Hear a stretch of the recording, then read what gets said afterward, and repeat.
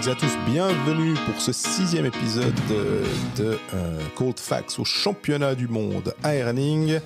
On va revenir sur les 2 matchs de l'équipe de Suisse, 2 victoires, une assez impressionnante contre l'Allemagne 5-1, une plus logique mais néanmoins solide 3-0 contre la Norvège. Forcément, on va commencer par parler de la blessure de Nico Hischier qui est out pour la fin du tournoi, même s'il n'a pas une blessure trop grave. C'est musculaire. On revient aussi sur le quadruplé d'Andrighetto qui a encore marqué un but contre la Norvège. Et puis on va se projeter sur les 2 matchs qui restent, 2 matchs plutôt abordables pour cette équipe de Suisse qui a 4 victoires en 5 matchs, qui affronte dimanche la Hongrie à 20h20 et mardi le Kazakhstan pour finir à 12h20. Et si vous voulez nous retrouver à Herning, eh bien vous pouvez nous contacter. Si vous entendez cet épisode, nous serons vers 6h en ville d'Herning et on vous accueille volontiers.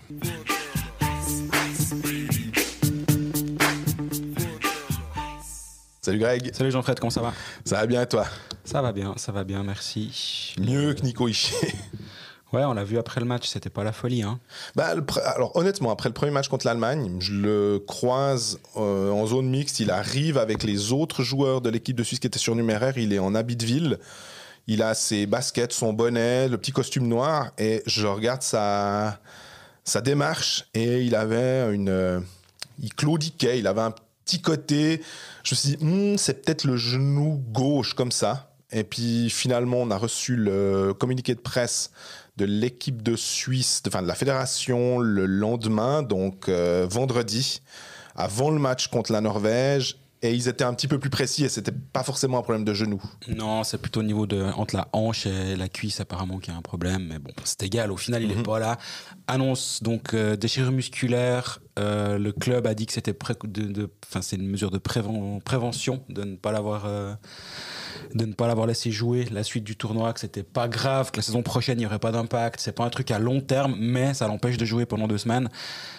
Conséquence, on peut remplacer Nico Hischier sans gréver le budget en joueur, donc ça c'est déjà une bonne nouvelle. Dominique Egli est donc rentré dans l'alignement pour le match de vendredi contre la Norvège, mais il y a toujours une place pour Niederreiter cette nuit. Dans la nuit de samedi à dimanche, match 6 à Dallas. Dallas peut terminer la série à domicile. Patrick Fischer ne se cache pas sur le fait qu'il est possible que Nino rejoigne l'équipe. Si ça se passe dans la nuit, il y a des chances. Si on pousse au match 7, c'est clair que Niederreiter ne pourra pas être assez tôt. C'est clair. C'est quand même bien probable qu'il ne puisse pas venir entre mardi et jeudi pour le quart de finale, et dans quelles conditions, ça ferait assez peu de sens. Donc en gros, la dernière place va être attribuée demain assez probablement, et ça se jouera entre Dario Rohrbach, j'imagine, à moins qu'il y ait un autre blessé, mais on peut les remplacer. Dario Rohrbach devant ou Niederreiter. Mais pour l'instant, on n'en sait pas beaucoup plus. Ce qu'on sait, c'est qu'il manquera un centre pour la fin du tournoi. Il manque un centre créatif pour la fin du tournoi. Et c'est quand même... Je ne sais pas si c'est le pire joueur qui pouvait être blessé, mais pas bien loin. Ouais, c'est... Quand on avait Roman Josi et lui, on aurait pu dire ouais, sans Josi, c'est compliqué. Là, on a vu la vie sans un Roman Josi, avec un Yanis Moser, avec l'équipe, la défense qui tient bien finalement. Quand Marty n'est pas là, c'est Bernie qui prend sa place. Ça reste tout à fait correct. Maintenant, en plus d'être un centre créatif, c'est un super centre défensif. On l'a déjà dit. Il était sur une saison où il marquait vraiment pas mal de buts en plus. On voit que Kevin Fiala, malgré tout ce qu'il apporte pour l'instant, il n'a pas réussi à trouver ce rôle de véritable buteur. C'est plus Sven Andrighetto qui le remplace. Donc, toi et moi, sans se concerter, on a fait un papier où on a parlé des couteaux suisses de Patrick Fischer, c'est quand même on va dire un label ou quelque chose qu'il aime faire avec des joueurs qui sont capables de jouer dans plusieurs positions. On a Ambul, on a Berchi, on a Schmidt. On a ces joueurs-là, on a même éventuellement un Gregory Hoffman qui est plutôt ailier mais qui avait joué au centre. Je me rappelle d'un tournoi, c'était à Lucerne je crois, où tu avais émis, c'était un des premiers épisodes de Cold Facts où tu avais dit mais il pourrait peut-être, pourquoi pas, il a eu joué au centre. Ça fait un moment que Hoffman n'a plus joué au centre, mais bref, il y a quand même encore des opportunités à ce niveau-là. Ouais, pour ce match contre la Norvège, Patrick Fischer avait mis Sandro Schmidt au milieu de Fiala et Meyer. Ça a tenu un tiers. Derrière, c'est Tyler Moy qui a pris la place et il a plutôt bien joué à cet endroit-là. Tyler Moy fait un tournoi remarquable depuis le début où il est hyper précieux. C'est le meilleur pointeur de l'équipe de Suisse à égalité avec 7 points. Mine de rien, il met un but en assist contre la Norvège encore.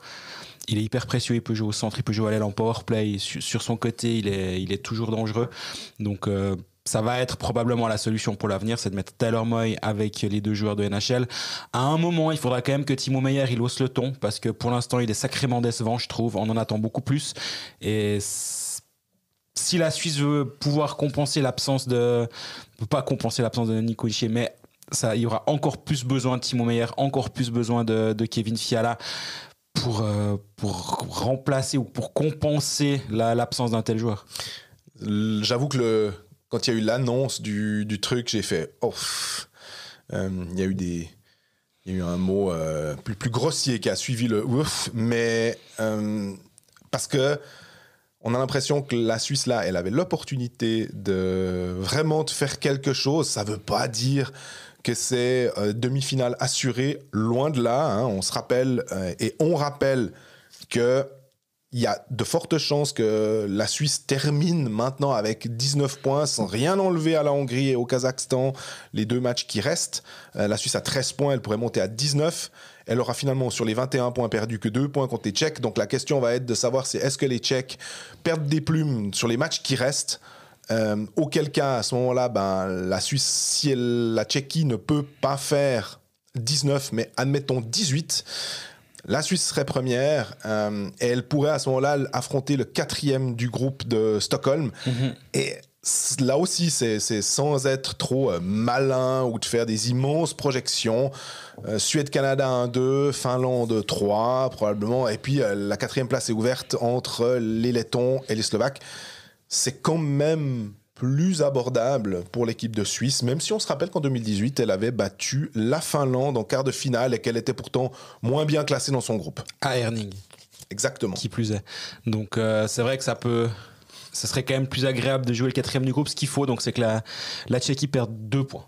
Parce que s'ils ne perdent qu'1 point, ils montent encore à égalité avec l'équipe de Suisse à 19, et en cas de confrontation directe, la Suisse passe derrière les Tchèques, donc il faut vraiment 2 points perdus par les Tchèques, à savoir une défaite en prolongation minimum, en sachant que dernier match de poule, c'est Tchéquie-USA.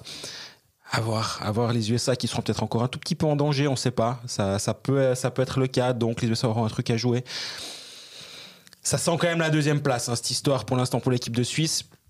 Pour ceux qui sont en train de préparer leur voyage pour venir voir les quarts de finale, toute petite explication, c'est les gens de discussion méga chiantes en salle de presse. Elles ont déjà commencé depuis 4 jours, c'est insupportable, ça va durer encore 4 jours. L'équipe de Suisse joue à Herning si elle gagne son groupe. C'est la seule certitude qu'on a.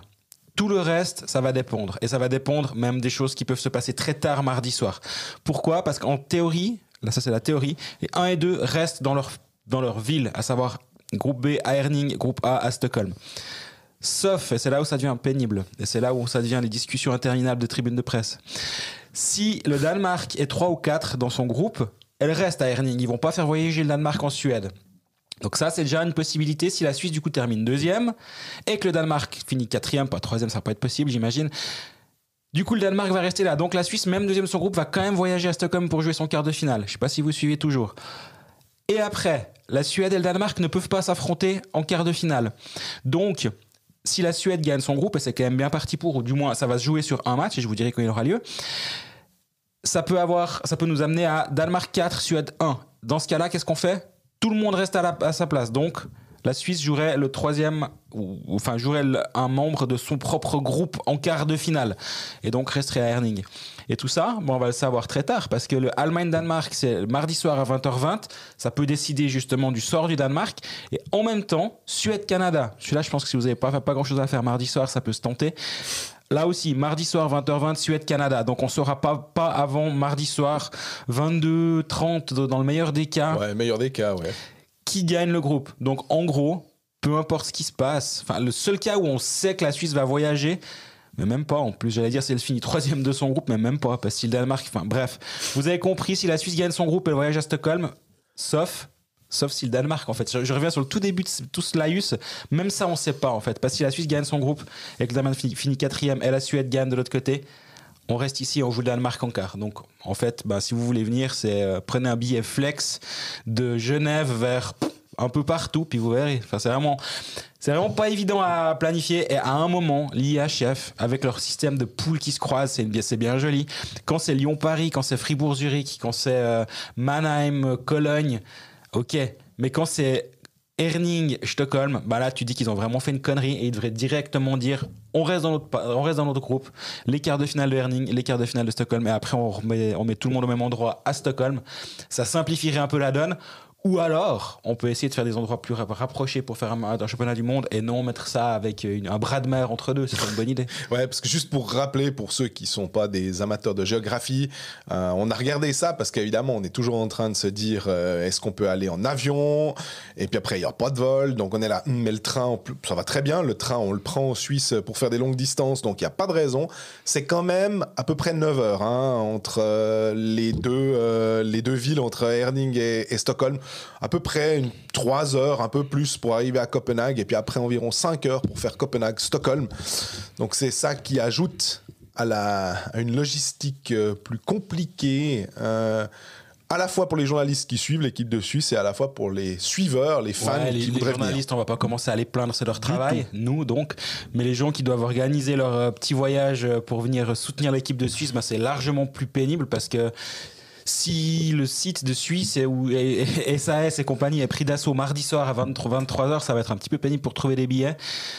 Si c'est à Herning, je suis allé visiter avant le match Suisse-Norvège le camping à côté de la patinoire, c'est un endroit très sympa. Donc si vous avez un minibus, c'est aussi un moyen, ou un camping-car, ou une tente d'ailleurs, c'est aussi un moyen de loger à pas cher. La météo est belle, il fait chaud, il fait un peu frais la nuit, mais ça veut aller. C'est tout à fait sympa, c'est à 2 pas de la patinoire, c'est pas trop cher.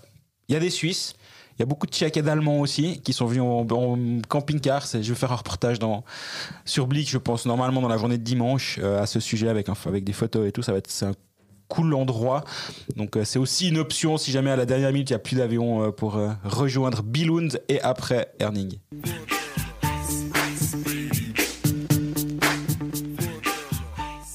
Alors, on va reparler de ces 2 matchs que la Suisse a remportés. Parce que, mine de rien, après 5 matchs, il y a eu cette défaite inaugurale contre les Tchèques après prolongation. Elle a perdu un tirage au sort contre la Tchéquie après avoir fait match nul contre la Tchéquie. C'est un coin flip. Et puis, il y avait Tcherven qui avait Pasternak en face. Exactement.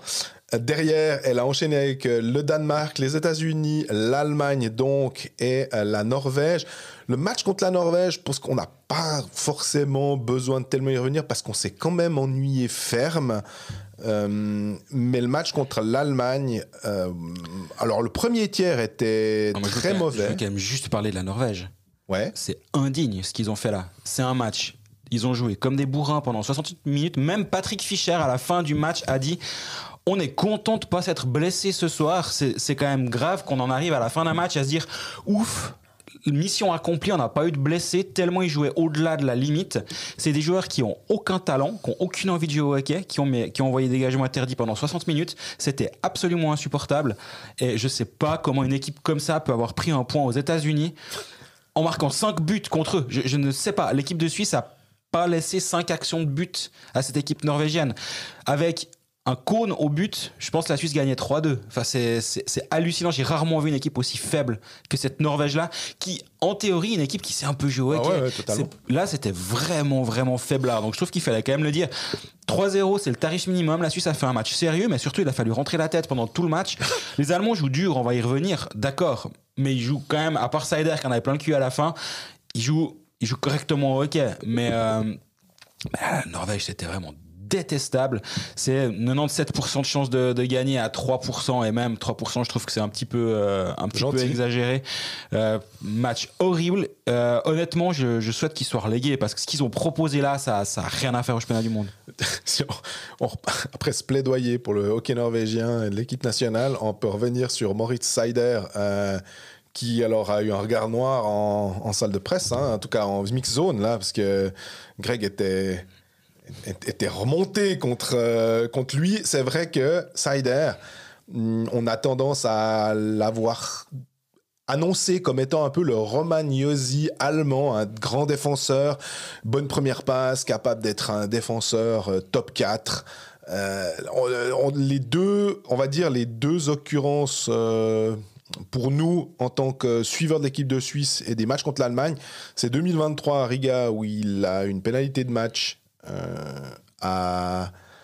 après, je ne sais plus, c'était dans le deuxième tiers. On se dit peut-être l'équipe de Suisse va gagner. Non, ça les avait motivés, les Allemands, ça ne leur avait rien coûté. Et finalement, l'Allemagne, de triste mémoire, s'était imposée, avait éliminé la Suisse en quart de finale à Riga. Et puis là, ce match, disons qu'il n'a pas... il n'a pas redoré son blason dans ta tête. Et puis... C'est du suiveur. J'ai trouvé qu'il était frustré. Il était pas bon lorsqu'il avait le puck. Il était... pas bon lorsqu'il n'avait pas le puck, il a beaucoup cherché à frapper. C'est d'être dur, ça fait partie du hockey sur glace, on est bien d'accord. Hein. Mais j'ai surtout une scène en tête dans un coin où il essaie d'aller chercher Denis Malgin. Il lui met 2 coups l'un après l'autre. À aucun moment il sait si le puck est encore sur la glace ou il a aucune idée. Ils ont en plus, gabarit. Bon, alors ça, ma foi, à lui de faire attention aussi. Mais tu sentais qu'il était très frustré. C'est un match qui a beaucoup frustré les Allemands parce que après un tiers-temps, on était en droit de se dire que l'Allemagne pouvait embêter l'équipe de Suisse. Elle devait mener, je pense. Elle aurait presque tout à fait pu mener. Giannini a été très bon à nouveau. Et l'équipe de Suisse a tenu bon. Et derrière, il y a eu l'enchaînement de buts qui a fait très très mal à l'Allemagne. Ils ont pris 5-1. Il y a eu quadruplé de Sven Andrighetto. Et là, tu voyais qu'en gros, ils se sont rendus compte qu'ils étaient en train de se prendre une leçon à partir du deuxième tiers-temps contre l'équipe de Suisse. Ça leur a pas franchement plu. Et ils ont essayé de durcir le ton. À un moment, je disais, on avait l'impression que c'était un match de play-off, puis qu'il allait avoir un prochain juste derrière, et puis qu'ils étaient en train de marquer les esprits pour le prochain. Les gars, vous jouez les États-Unis, après ça sert à rien ce que vous faites là. Mais voilà, la Suisse était solide, la Suisse a su répondre aussi aux défis physiques. Si on voit le 1-0. C'est Damien Ria qui se fait... c'est toujours Damien Ria qui marque le 1-0 ou presque. Et il se fait brasser, il est solide, il tient sur ses patins. Et après, il y a eu le récital de Sven Andrighetto. On pensait qu'il y en avait que 3, puis finalement, pendant le match, ils ont corrigé. Timo Meyer me dit, je pense pas que je le touche. Sur le banc, il dit à Sven, c'est ton but, j'ai pas touché. On voit que le puck change de trajectoire. J'ai réalisé pas mal de fois la vidéo, mais... si Andrighetto dit je touche pas, si Meyer dit je touche pas, je pense que ça va, c'est un peu la personne qui est le mieux placée sur dans la patinoire pour savoir si sa canne a bougé ou pas. Quadruplé en championnat du monde, c'était le premier quadruplé depuis 1977 pour un joueur de l'équipe de Suisse. J'ai été incapable de trouver le nom du joueur, donc je ne sais pas. Mais l'IHF a donné la statistique, donc on a plutôt tendance à leur faire confiance. La prochaine fois, s'ils peuvent aussi donner le nom du joueur, c'est pas perdu. Mais journée assez extraordinaire avec 2 quadruplé le même jour en championnat du monde. C'est assez rare parce que c'est Tolvanen contre les Slovènes et la dernière occurrence selon les livres de records de l'IHF. Et j'étais assez surpris parce que je me disais, il y a quand même pas mal de matchs entre des nations. Il n'y a plus de petites équipes, on sait, mais disons que quand la Finlande la gagne 9-1, la Suisse avait gagné une fois 8 ou 9-0 aussi en championnat du monde. Je crois que c'était à Bratislava contre les Slovènes. Donc, il y a des probabilités que quand un type prend feu, ça marche. Mais je pense que ça s'est arrêté en fait souvent au hat-trick. Et puis qu'après, les types, justement, ils se laissent un peu... les coachs peut-être le font un peu moins jouer. Là, la dernière occurrence, c'était un Suédois. Maintenant, je sais que c'est Magnus, je crois que c'est Svensson, je l'ai écrit. C'était en 94. Et je me disais, attends, 31 ans qu'il n'y a pas eu ça? Ok, puis le même jour, en fait, il y en a 2. Et pour la petite histoire, le Suisse qui a marqué le plus de buts dans un match, c'est Uli Poltera en 1950 contre la Belgique.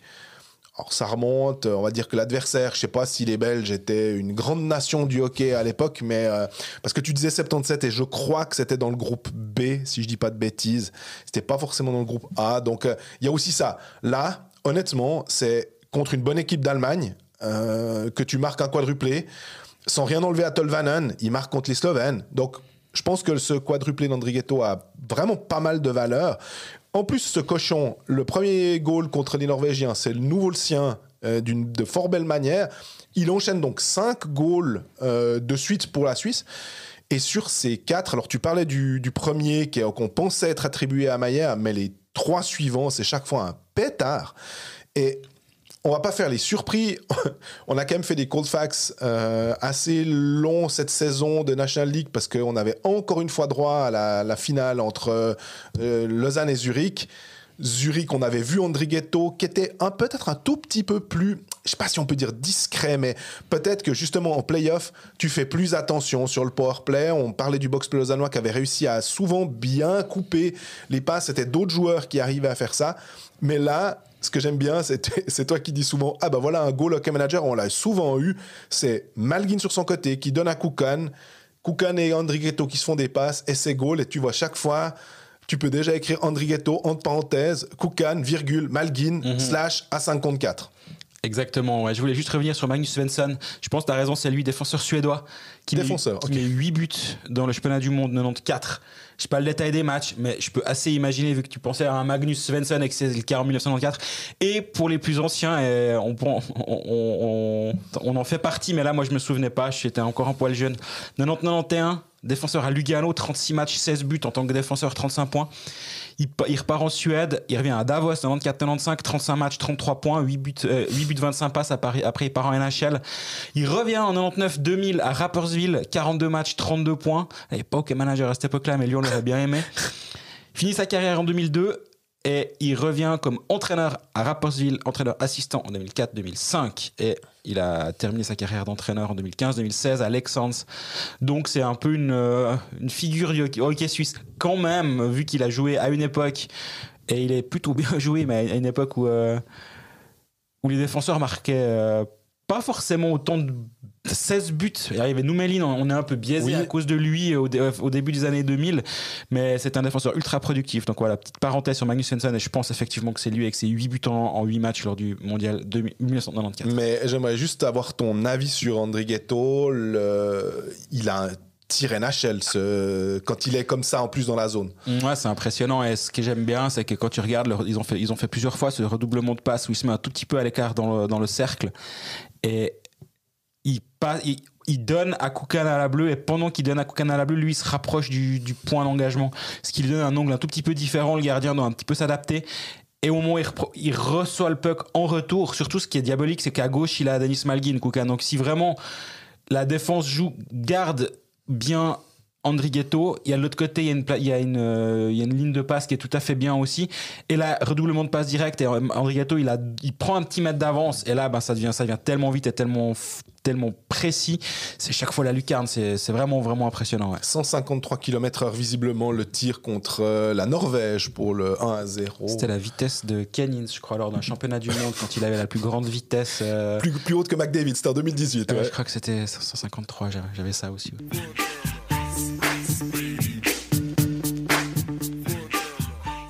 Bon, on va finir ce tour préliminaire avec 2 matchs contre les petits, entre guillemets, de ce Comme tu as dit groupe, ça, les petits de ce groupe. C'est la Hongrie dimanche soir, avec 2 têtes connues pour les suiveurs du hockey suisse. On y reviendra. Et le Kazakhstan, mardi 12h20. Là, ça s'annonce plein dans la patinoire de Herning. Il faut dire, pour ceux qui ne sont pas venus à Herning, et je pense que vous êtes quand même une grande majorité parmi les auditeurs, Herning, c'est une toute petite ville. Il y a une rue animée au centre-ville, mais ils ont fait ça de manière magnifique. Il y a plein d'animations, plein de fan zones, de stands, machin. C'est vraiment super. Et à côté de la patinoire, il y a une fan zone qui est magnifique, avec des mini patinoires, avec des tables de ping-pong, des PlayStation, 2-3 bars, des tables, des food trucks. C'est magnifique ce qu'ils ont fait là, et j'espère que du côté de Fribourg on est bienvenu. Et j'ai vu des dirigeants fribourgeois, donc oui, ils sont venus observer ce qui se passe, mais d'avoir quelque chose de ce style là du côté de Fribourg l'année prochaine, parce que là on a le beau temps, donc on rigole en se disant tu peux aller dehors. Mais le beau temps au mois de mai, c'est pas une garantie, même s'il me semble que sur les championnats du monde, globalement, on a beaucoup de chance. Hein. Ouais. Mais le beau temps, c'est pas une garantie. Donc, cette zone intérieure, elle est assez chouette, je dois dire. Mais par contre, il y a quand même 2-3 matchs où ça sonne un peu creux. Il y a eu ce Suisse-Norvège, c'était malheureux. Il n'y avait pas un chat dans la patinoire. Ils ont lancé quoi, 3500 ? Ouais, 3500, mais est-ce qu'un siège sur 3 était vraiment rempli, sachant que tout le secteur debout était vide ? Il y avait 20 plays. Je suis pas sûr. À mon avis, 3500, c'est les billets vendus pour ce match, plus les quelques daily pass des Danois qui sont pas venus, mais il y avait moins de monde, hein. Là c'était un peu triste. Oui. Et donc, ce Suisse-Kazakhstan, j'espère que les écoles n'ont pas encore terminé leur programme scolaire parce qu'il va falloir remplir. Mais, un mardi en plus, parce que mardi à 12h20. Les jours de week-end, hein, le samedi et le dimanche, il y a ces matchs à 12h20, mais en général, ils sont assez malins pour faire un pass. Et tu te tapes les 3 matchs si tu veux, mais du coup, c'est des facilités pour les prix. C'est un petit peu mieux. Là, 12h20, il faut quand même trouver des solutions pour remplir ça. Par rapport au match contre la Hongrie, on pourrait un peu imaginer que c'est une équipe surprise, ça l'est, mais ils font l'ascenseur entre la première et la deuxième division depuis quelques années. Dans leur rang, il y a 2 noms connus. C'est Balázs Bartalis, l'entraîneur assistant, qui était entraîneur assistant, j'en ai déjà parlé, sauf erreur, dans un podcast, de Genève et de Lausanne, les 2 dernières années. Donc il fait 3 finales de suite en championnat de Suisse. Il en fait 2 avant avec Cieux, je l'ai déjà dit, je me souviens. Ouais. 30 ans, qui se lance dans le coaching et qui a sa première expérience comme assistant du côté de la Hongrie dans l'équipe de la sélection nationale. Il va quitter Lausanne, il aimerait un rôle plus en vue du côté de Lausanne. Rob Cookson a signé, donc je pense que c'était ça le plan de Lausanne, de signer Rob Cookson à la place de Peter Anderson. Et donc Bartalis, ils lui ont dit, écoute, nous on te garderait avec plaisir dans ton rôle parce que ça s'est vraiment bien terminé cette relation, mais on comprend que tu veux plus de responsabilités, peut-être que tu veux devenir que tu veuilles prendre un poste plus en vue, genre ce qu'aura Cookson, du coup, le premier assistant de Jeff Ward. Ils peuvent pas lui permettre ça, il va partir. Et l'autre nom connu, c'est Tomasz Hortański, qui est un nom connu un peu en Suisse romande, un peu au Tessin, un peu en Suisse allemande. Il a bourlingué dans toute la Suisse. Défenseur qui est arrivé à Bienne à 15 ans. On a parlé après le match, le malheureux, c'était après le match contre le Danemark où ils ont pris 8-2 après avoir mené 2-0. Mais il était tout à fait sympa. Dialecte suisse-allemand parfait. Il arrive à 15 ans, il parlait pas un mot d'allemand. Et là, il a 23 ans. Il a joué plusieurs années à Bienne. Après, il est parti au Ticino Rockets. Ensuite, il a signé à Viège, prêté à Martigny une saison. Il fait la promotion avec Martigny. Il reste à Martigny. Problème financier, comme une saison sur 2 à Martigny, c'est ça. Hein. C'est soit ils ont une promotion, soit ils ont une relégation administrative. Là, c'était l'année, il a fait les 2. Une année la promotion, celle d'après la relégation, c'est la full experience Martigny en 12 mois. Du coup, il a dû quitter Martigny. Il a signé à Winterthur pour 2 ans. Défenseur défensif. Il n'est pas là pour beaucoup jouer au hockey avec le puck et pour faire des bonnes premières passes. Par contre, il est solide, il est robuste. Il a une super formation à Bienne. C'est un très bon défenseur de Swiss League qui a des ambitions de jouer un jour en National League. Et franchement, ça semble pas totalement illusoire, sachant qu'il a que 23 ans actuellement. Évidemment, licence suisse, mais il va jouer dans l'équipe de Hongrie. C'est son premier championnat du monde du groupe A. Avec sa sélection nationale, donc ça va être une jolie petite histoire à raconter, nous expliquer, ce sera un article que je vais publier dimanche normalement, qu'il a vécu dans une famille d'accueil à Bienne en fait durant les 2 premières années où il était là-bas, et sa famille biennoise va venir voir le match Suisse-Hongrie sera dans la patinoire dimanche soir, donc c'est une jolie petite histoire aussi. Puis il a beaucoup d'amis des 2 côtés, donc il dit que ça va vraiment être un match spécial pour lui. Et il nous racontait que en préparation, la Hongrie a joué le Canada. Ils ont perdu 5 ou 6-0 à Budapest. Il y avait 15 000 personnes dans la patinoire à Budapest. Donc il dit oui, le hockey, c'est pas le sport principal en Hongrie, mais il y a quand même une effervescence autour de ce sport et c'est en train de grandir. Et il y a une culture qui se met en place du hockey sur glace en Hongrie. Donc je trouvais intéressant aussi de parler avec lui de ça. Mais d'ailleurs, quand on regardait un petit peu l'historique des 2 pays, on était les 2 en train de regarder quels étaient les matchs. Finalement, dans les années, mais ça remonte, hein, mais c'était une époque, on va dire, près 1977, évidemment. Il y a eu quand même quelques occurrences lors des championnats du monde et des fois même des championnats du monde du groupe A, je crois, où la Hongrie était finalement une place aussi, c'était pas une place du hockey sur glace comme pouvait l'être la Tchécoslovaquie à l'époque, ou bien évidemment la Russie, mais il y avait quand même quelque chose à ce niveau-là. C'était pas non plus... je parlais avant des matchs contre les Belges, il y avait aussi une équipe, la Grande-Bretagne, la Belgique, la Hongrie, parce qu'évidemment c'était un tout petit peu moins mondial, on va dire un tout petit peu plus européen, et il y avait quand même des pays qu'on aurait pu qualifier maintenant un peu d'exotiques, on va dire. Et puis vraiment, j'y vais calmement avec ce terme, mais c'est assez sympa. Le dernier, on va dire, le dernier Hongrois dont on se souvient, en tout cas pour moi, c'était le fameux Frank Banham, qui était plutôt canadien, évidemment, que hongrois, mais qui avait disputé, qui avait obtenu la nationalité hongroise et qui avait disputé aussi, en tout cas, un championnat du monde avec la Hongrie. Et au niveau des joueurs qui jouent dans des clubs, dans des pays assez sérieux, il y a Henrik Nilsson qui est un Suédois naturalisé hongrois. J'imagine qu'il a joué plusieurs saisons à Fehervar, 3 saisons de suite, donc je pense que là ça lui a suffi pour obtenir le passeport. Il joue en deuxième division suédoise, défenseur à un demi-point par match en deuxième division suédoise, ça, c'est pas ridicule, il a plusieurs saisons de première division aussi. Il y a quelques jeunes qui sont aussi en train de partir en Amérique du Nord, il y en a un ou deux qui jouent en université américaine, donc il y a 2-3 joueurs en tout cas intéressants. Et justement, c'est une nation qui est en train de grandir. On se rappelle de Robin Kovacs qui avait joué à Lausanne, qui a des racines là-bas, mais lui n'a pas le passeport. Et je me demande s'il va jouer quelques bouts de saison là-bas, si on lui donnera assez rapidement un passe-droit pour jouer avec l'équipe de Hongrie. Mais en tout cas, c'est pas d'actualité vu qu'il n'a pas le passeport actuellement. Mais ça a permis de rappeler lui. Et il y a aussi un Patrick Nemeth qui va être le défenseur de Fribourg-Gotteron, qui a un nom qui sonne absolument hongrois. Mais non, mais il y a un Nemeth, vous ne serez pas surpris de voir un Nemeth, c'est pour ça que j'y pense, dans l'équipe de Hongrie qui va affronter la Suisse dimanche soir. Et ensuite, on enchaîne avec le Kazakhstan. Alors, il y a beaucoup moins de choses à dire sur le Kazakhstan parce qu'on ne va pas se mentir, à part aller sur Elite Prospect, puis regarder les fiches des joueurs, pas grand-chose. Hein. Non, puis regarder les quelques matchs, de voir que c'est... Disons que c'est les suspects usuels, ces pays-là, pour faire l'ascenseur, ou en tout cas, c'est eux qui luttent contre la relégation. Et la Suisse, en tout cas, ce qui est sûr dans ces deux matchs-là, c'est que c'est pour ça qu'on n'aime pas dire « Ouais, c'est bon, c'est 6 points, mais tout autre résultat que 6 points dans ces deux matchs serait une immense surprise. » Et honnêtement, si on reprend l'historique sous Patrick Fischer, il n'y a pas de trouer contre des nations qui sont censées être des nations inférieures au classement IAHF. Ça fait très longtemps que la Suisse n'a plus perdu un match. Je crois que c'était, en tout cas en 2016, il me semble que la Suisse va au penalty contre le Kazakhstan. Ça, c'était assez spécial. C'était à Moscou. Peut-être que même en 2017... Elle a un match contre la France où elle doit aussi, ça se joue au-delà de 60 minutes. Donc, et la France, c'est quand même un niveau un petit peu plus élevé que la Hongrie et le Kazakhstan normalement. Mais la Suisse ne perd plus historiquement contre ces nations-là. Et c'est souvent même... Bon, on l'a vu contre la Norvège. J'avais fait l'historique. C'était 5-2, 3-0... Eh ben, c'était toujours 3 buts d'écart. Eh ben, on a eu exactement ça sur ce match-là.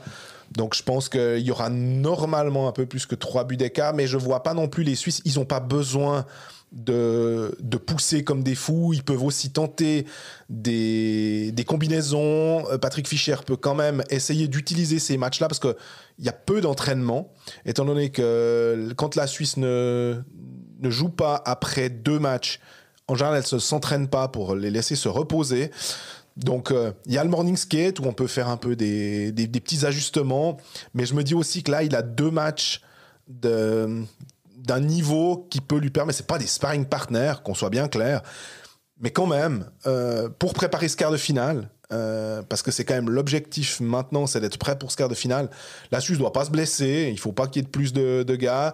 Peut-être qu'il peut donner un petit peu plus de temps de glace à certains pour reposer d'autres joueurs. En tout cas, moi, c'est comme ça que je le vois. Je ne sais pas ce que toi, tu penses de ces 2 matchs-là. Absolument. Puis juste pour revenir sur le Kazakhstan, c'est 12 joueurs du Baris Astana.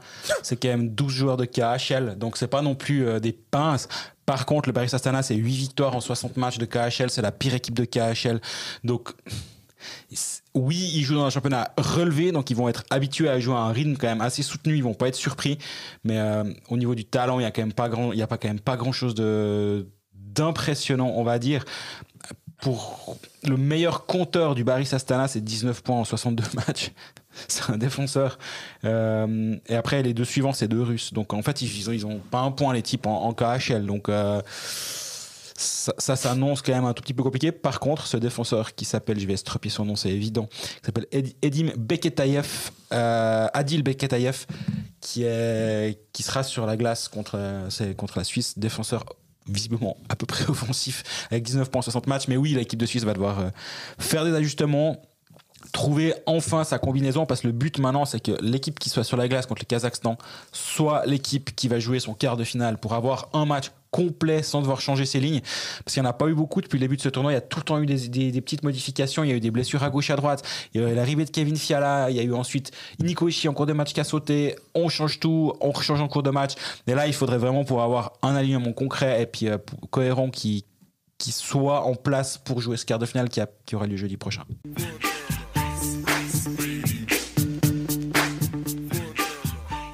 Bon, à la fin de cet épisode numéro 6 au championnat du monde, déjà l'épisode numéro 6, on va peut-être battre notre record d'épisodes sur un championnat du monde parce qu'on a déjà un bon rythme soutenu. Prochain épisode, ce sera lundi. On s'est dit qu'il manquait les Pécalistes le lundi, donc on va prendre Geoffrey Vauclair au micro avec nous, qui va nous parler de son expérience de consultant lors de ce championnat du monde, son premier en tant que consultant. On va parler évidemment de l'équipe de Suisse, parce que le connaissant, il n'a pas envie de parler de lui pendant 45 minutes. L'actu aussi. Voilà, l'actu de tout plein de choses. Lundi 17h, si tout se passe bien, mais de toute façon, c'est sur nos réseaux que ça se passe. Si vous écoutez cet épisode en vol pour Herning ou en arrivant à Herning, on sera samedi soir à Herning dans le centre-ville. Contactez-nous. On veut déjà trouver un moyen de se rencontrer, de vous dire bonjour. Ce serait avec grand plaisir. On a déjà quelques personnes qui se sont manifestées, donc on se réjouit. Et pour la suite, profitez bien de ce Suisse-Hongrie un dimanche soir à 20h20, ou si vous avez mieux à faire, faites mieux. Mais on vous racontera le match le lendemain, il n'y a pas de problème, vous pouvez prendre la soirée off. Bonne journée, à bientôt. À bientôt.